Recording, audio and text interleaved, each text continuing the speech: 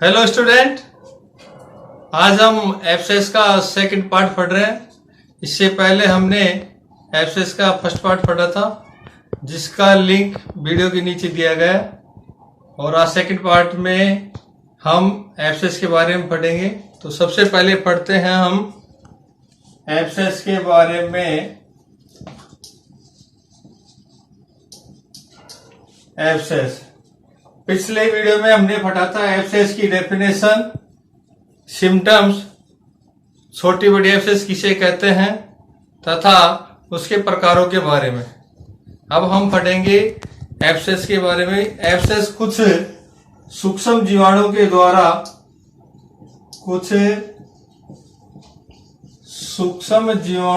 द्वारा तथा रासायनिक केमिकल के द्वारा भी फैल जाता है। तो सबसे पहले अपन सूक्ष्म जीवाणु माइक्रोबैक्टीरिया के बारे में पढ़ते हैं, कौन कौन से होते हैं। तो इसमें आता है कोरिनोबैक्टीरियम,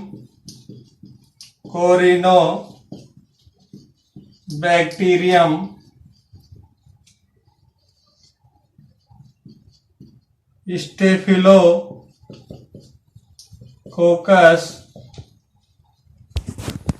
नंबर 3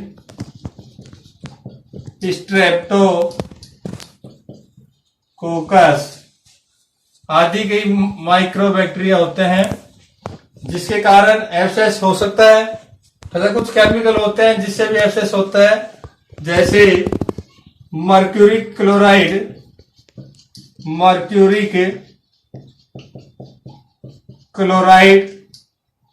एवं जिंक क्लोराइड। इन केमिकल के द्वारा भी एब्सेस हो सकता है। माइक्रोबैक्टीरिया में अपन कोरिनोबैक्टीरियम बता सकते हैं, स्टेफिलो माइक्रोबैक्टीरिया एवं स्ट्रेप्टोकोकस आदि माइक्रोबैक्टीरिया के द्वारा एब्सेस हो सकता है। तथा केमिकल की बात करते हैं तो मर्क्यूरी क्लोराइड एवं जिंक क्लोराइड केमिकल से एब्सेस हो जाता है। अब हम बात करते हैं पशुओं में मुख्य रूप से होने वाले स्थान। पशुओं में मुख्य रूप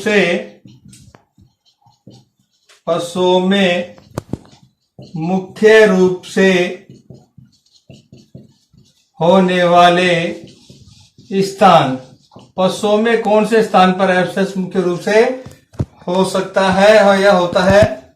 तो अपन बात करते हैं गाय में अपन देखते हैं ज्यादातर अडर एवं उभार।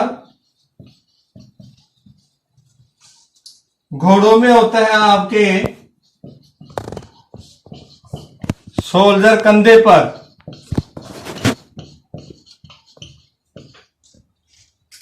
पर तथा डॉग में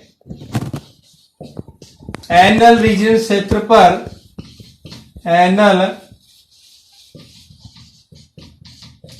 एनल रीजन क्षेत्र में या गुदा क्षेत्र में होते हैं। पशुओं में मुख्य रूप से होने वाले स्थान गाय में अडर वो उभार पे होता है, घोड़े में शोल्डर कंधे में होता है, जबकि कुत्तों में या डॉग में एनल रीजन होता है वह मेमरी ग्लैंड स्तन ग्रंथियों में एब्सेस होने वाला स्थान होते हैं। हमने पहले आपको बताया था कि एब्सेस जैसी बीमारियां और भी होती हैं जिनके सिम्टम्स अपन यदि गौर से देखते हैं तो बहुत डायग्नोसिस करने में दिक्कत आती है। कुछ ऐसी बीमारियां होती हैं जिनके लक्षण लगभग समान दिखाई देते हैं। मैंने उस दिन भी बताया था कि एब्सेस के समान सिस्ट,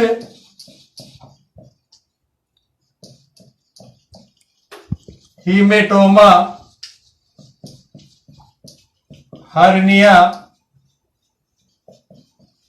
और ट्यूमर, ये बीमारियां एब्सेस के समान, क्योंकि इनमें भी गांठ वगैरह हो जाती है तो इनकी पहचान डायग्नोसिस करने में बहुत दिक्कत आती है। यदि इनको अपन गौर करके देखते हैं, ढंग से डायग्नोसिस करते हैं तो हमें पता चलता है कि एब्सेस है या सिस्ट है या इन्वर्टोमा, हर्निया या ट्यूमर है। तो सबसे पहले अपन इनके बारे में जान कर लेते हैं कि सिस्ट क्या होता है, हेमेटोमा क्या होता है, हर्निया क्या होता है और ट्यूमर क्या होता है। तो सबसे पहले अपन सिस्ट के बारे में अध्ययन करेंगे। सिस्ट सिस्ट दर्द रहित थैलीनुमा, सिस्ट दर्द रहित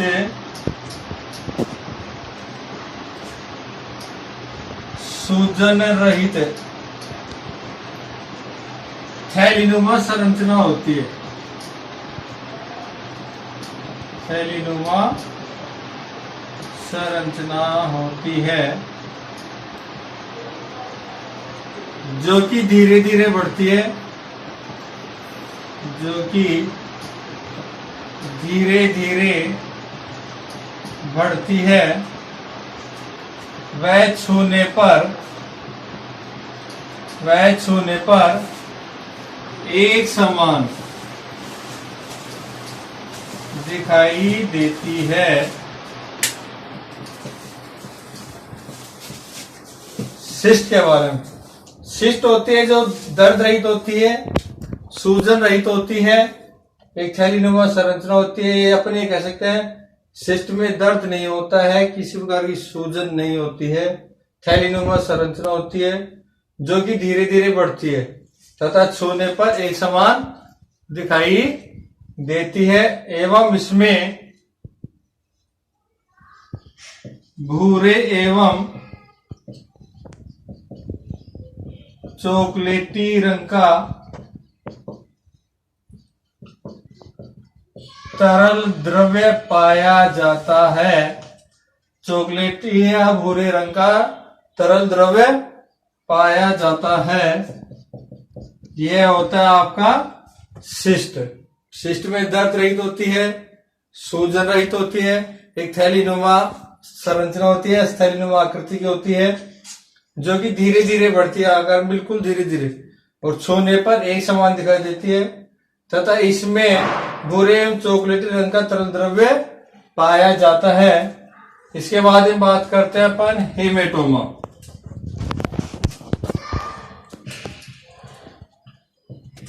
हेमेटोमा हेमेटोमा इसमें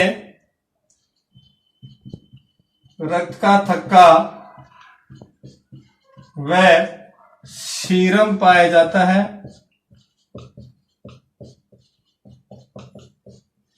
हेमेटोमा में रक्त का थक्का व सीरम पाया जाता है तथा इसे दबाने पर क्रिप्टेड साउंड की आवाज या कड़कड़ की आवाज,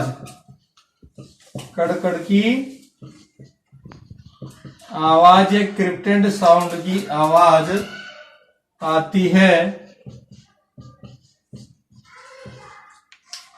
हेमेटोमा इसमें रक्त का थक्का व सीरम पाया जाता है, दबाने पर कड़कड़ की आवाज या क्रिप्टेड साउंड सुनाई देता है एवं सूजन डफी होती है या ठंडी, तेज सूजन डफी व ठंडी होती है। अपन विशेष रूप से इतना ध्यान रख सकते हैं कि हेमेटोमा में रक्त का थक्का व सीरम पाया जाता है और जब हम इसको दबाते हैं तो इसमें क्रिप्टेड साउंड की आवाज आती है या कड़कड़ की आवाज आती है। नेक्स्ट बात करते हैं अपन हर्निया।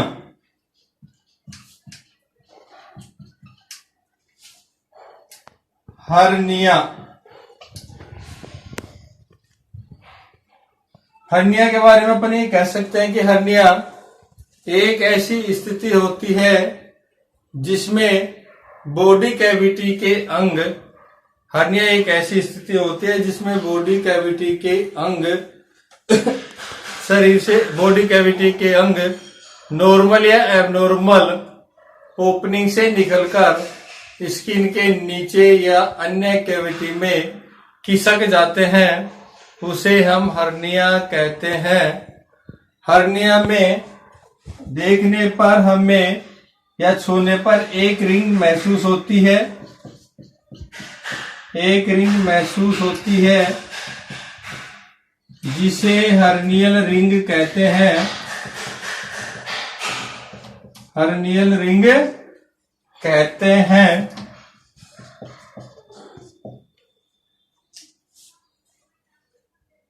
हर्निया जन्मजात हो सकता है।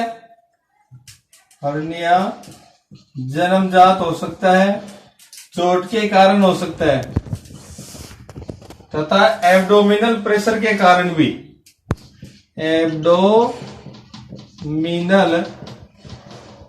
प्रेशर के कारण भी हर्निया हो सकता है। हर्निया में अपन किसी भी जब दबाते हैं किसी अंग को, स्वेलिंग वाले स्थान को, तो दबाने पर वह अंदर की तरफ चला जाता है और जैसे वहां से अपन हाथ उठाते हैं, छोड़ते हैं उसे, तो वह वापस उसी स्थिति में आ जाता है। वो क्या होता है? आपका हर्निया होता है। लास्ट होता है आपका ट्यूमर। ट्यूमर एक ठोस होती है, बिल्कुल ठोस होती है। ट्यूमर किसे कहते हैं? तो ट्यूमर के बारे में अपन ये कह सकते हैं, ट्यूमर एक ऐसी ग्रोथ होती है जो शरीर के किसी भी भाग पर बेकाबू कोशिकाओं के अनियंत्रित तरीके से बढ़ने से बनती है। ट्यूमर एक ऐसी ग्रोथ होती है जो कि शरीर के किसी भी भाग पर बेकाबू कोशिकाओं के अनियंत्रित तरीके से बढ़ने से होती है, जो कि उद्देश्यहीन होती है। छूने पर अब हम ट्यूमर को देखेंगे तो वह हमें ठोस दिखाई देगी। निडल वगैरह इसमें पंचर करेंगे तो निडल इसमें नहीं पंचर होगी। तो अपन ये कह सकते हैं कि ये ट्यूमर है। इन डायग्नोसिस के आधार पर अपन बात कर सकते हैं कि ये सिस्ट है, ये हीमेटोमा है, हर्निया है, ट्यूमर। या मोटे तौर पर अपन ये कह सकते हैं सिस्ट में पानी जैसा तरल द्रव्य आएगा, कोई भी द्रव्य दिखाई देगा। एब्सेस में पस होगी। हीमेटोमा में आपका रक्त का थक्का हुआ सीरम, यदि सीरम में रक्त का थक्का पाया जाता है तो आपका हीमेटोमा होगा। हर्निया में आंत या मल आता है।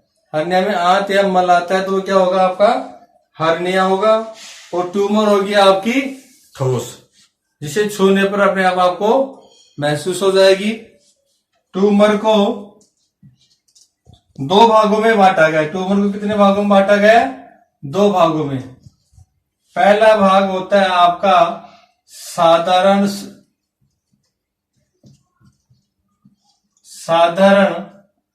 दूसरा होता है कैंसर। साधारण ट्यूमर को अपन बेनिगन ट्यूमर कहते हैं, जबकि कैंसर ट्यूमर को मैलिग्नेंट ट्यूमर कहते हैं। ट्यूमर को अपन साधारण ट्यूमर, बेनिगन ट्यूमर, दूसरा होता है कैंसर ट्यूमर या मैलिग्नेंट ट्यूमर होता है। साधारण ट्यूमर या बेनिगन ट्यूमर क्या होता है? साधारण ट्यूमर या बेनिगन ट्यूमर जिसकी ग्रोथ बिल्कुल धीरे धीरे होती है। बेनिगन ट्यूमर की ग्रोथ कैसी होती है? बिल्कुल धीरे धीरे होती है। इसको ऑपरेशन करके इसको हटाया जा सकता है। तथा बेनिगन ट्यूमर के नाम के पीछे हमेशा ओमा जुड़ा होता है। बेनिगन ट्यूमर के नाम के पीछे क्या जुड़ा होता है? ओमा जुड़ा होता है। जैसे ओडेंटमा अपन बात करते हैं, जैसे ओडेंटोमा। बेनिगन ट्यूमर या साधारण ट्यूमर के नाम के पीछे क्या जुड़ा होता है? ओमा। जैसे ओडेंटोमा, ओडेंट जो ट्यूमर होती है वो आपके दांतों में या दांतों के आसपास के स्थान पर पाई जाती है। नेक्स्ट जो कैंसर ट्यूमर होते हैं मैलिग्नेंट, ये बड़ी ट्यूमर होती है। इसमें जीवन को खतरा होता है। यदि अपन इसकी ऑपरेशन करना चाहते हैं तो शरीर के दूसरे भागों में फैल सकती है। इसके नाम के पीछे सार्कोमा व कार्सिनोमा जुड़ा होता है। कैंसर व मैलिग्नेंट ट्यूमर के नाम के पीछे सार्कोमा व कार्सिनोमा जुड़ा होता है, जैसे ओस्टियोसार्कोमा, जैसे ओस्टियोसार्कोमा, ओस्टियोसार्कोमा जिसका संबंध ओस्टियोलॉजी से, अपने अस्थियों से संबंधित है। ओस्टियोसार्कोमा मतलब अपन दोबारा से देख लेते हैं। ट्यूमर दो भागों में बांटे गए, सिंपल ट्यूमर या बेनिगन ट्यूमर। बेनिगन ट्यूमर जिसकी ग्रोथ बिल्कुल धीरे धीरे होती है, जिसमें जीवन को खतरा नहीं होता है, ऑपरेशन के द्वारा जिसको हटाया जा सकता है।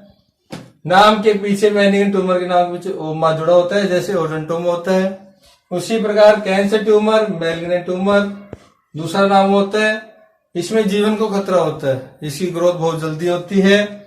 इसके नाम के पीछे सार्कोमा व कार्सिनोमा जुड़ा होता है, जैसे ओस्टियो सार्कोमा। ये इस प्रकार से अपन 4 के बारे में पढ़ा है। दोबारा से एक बार देख लेते हैं इनको। सिस्ट होती है एक दर्द रहित, सूजन रहित होती है, दर्द रहित होती है, सूजन नहीं होती है। थैलीनुमा संरचना होती है जो कि धीरे धीरे बढ़ती है और छूने पर एक समान दिखाई देती है। इसमें भूरे व चॉकलेट रंग का तरल द्रव्य पाया जाता है। हेमेटोमा, इसमें रक्त का थक्का व सीरम पाया जाता है। यदि अपन इसको दबाते हैं तो इसमें क्रिप्टेड साउंड की आवाज या कड़कड़ की आवाज सुनाई देती है। व इसमें सूजन डफी व ठंडी होती है। हर्निया को छूने व दबाने पर, हर्निया को छूने व दबाने पर एक रिंग जैसी संरचना दिखाई देती है, जिसे हम हर्नियल रिंग कहते हैं। यह हर्निया अपन ये कह सकते हैं कि बॉडी कैविटी के अंग यदि एक नॉर्मल या एबनॉर्मल ओपनिंग से निकलकर त्वचा के नीचे या अन्य कैविटी में खिसक जाते हैं तो उसे हम हर्निया कह सकते हैं। हर्निया जन्मजात हो सकता है, किसी चोट के कारण हो सकता है, या एब्डोमिनल प्रेशर के कारण भी हर्निया हो सकता है। ट्यूमर के बारे में बताई थी आपको, एक ठोस होती है। ट्यूमर एक ऐसी ग्रोथ होती है जो कोशिकाओं की अनियंत्रित वृद्धि के कारण बढ़ती है, जिसका किसी प्रकार का कोई उद्देश्य नहीं होता है, उद्देश्यहीन होता है। साधारण ट्यूमर होती है, कैंसर ट्यूमर होती है। साधारण ट्यूमर को बेनिगन ट्यूमर कहते हैं। इसकी ग्रोथ धीरे धीरे होती है। इनके नाम के पीछे ओमा जुड़ा होता है, जैसे ओडेंटोमा होता है। कैंसर ट्यूमर को मैलिग्नेंट ट्यूमर भी कहते हैं, जिसमें जीवन को खतरा होता है। इसके नाम के पीछे सार्कोमा व कार्सिनोमा जुड़ा होता है, जैसे ओस्टियोसार्कोमा। अब पढ़ते हैं अपन एब्सेस का ट्रीटमेंट। ठीक है, अब एब्सेस का ट्रीटमेंट पढ़ेंगे अपन। अब पढ़ेंगे एब्सेस का उपचार। जैसा कि आपको पता है कि एब्सेस शुरू के दिनों में हार्ड होती है, जिसे इमैच्योर एब्सेस कहते हैं। शुरू के दिनों जब एब्सेस हार्ड होती है तो उसे क्या कहते हैं? इमैच्योर। कुछ दिनों बाद जब एब्सेस नरम हो जाती है और अंदर की पस पतली हो जाती है तो उसे अपन कहते हैं मैच्योर एब्सेस। एब्सेस को जब तक ओपन नहीं करना चाहिए जब तक कि वह मैच्योर नहीं हो जाए। मैच्योर के लिए अपन गरम पट्टी व आयोडेक्स तथा आयोडीन मलहम का उपयोग कर सकते हैं। गरम पट्टी, आयोडेक्स तथा आयोडीन मलहम का उपयोग कर सकते हैं। उसके बाद जब एब्सेस पूर्ण रूप से परिपक्व हो जाती है तो हम चाकू द्वारा चीरा लगा देते हैं।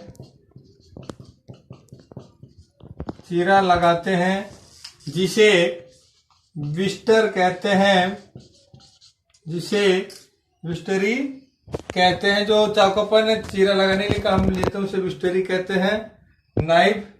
तथा हमेशा चीरा क्रीस क्रॉस में लगाना चाहिए, क्रीस क्रॉस में लगाना चाहिए, यानी कि आड़ा तिरछा चीरा लगाना चाहिए। हमेशा चीरा क्रीस क्रॉस में लगाना चाहिए। एब्सेस ओपन करने के बाद अंगुली के द्वारा उसके अंदर जो मौजूद है टिश्यू या फॉरेन बॉडी होते हैं उसको बाहर निकाल देते हैं, तथा जो आपकी पाइजनिंग मेम्ब्रेन की होती है उसमें जितने भी टिंचर आयोडीन के द्वारा टिंचर आयोडीन के द्वारा कैविटी में गोज भर देते हैं और पाइजनिक मेम्ब्रेन की सफाई कर देते हैं, जिससे इन्फेक्शन कम होता है और घाव जल्दी भर जाता है। और अंत में यदि आवश्यकता के अनुसार उनकी ड्रेसिंग करने के लिए हम बिप का इस्तेमाल कर सकते हैं। ड्रेसिंग के लिए बिप,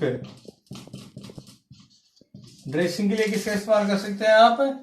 बिप का इस्तेमाल कर सकते हैं। बिप के बारे में आप जानते हैं, बिस्मिथ सब नाइट्रेट आयोडोफॉर्म पैराफिन पेस्ट होता है, जिसमें बिस्मिथ सब नाइट्रेट तथा आयोडोफॉर्म एवं पैराफिन पाया जाता है। ड्रेसिंग के लिए बढ़िया ऑइंटमेंट होता है बिप।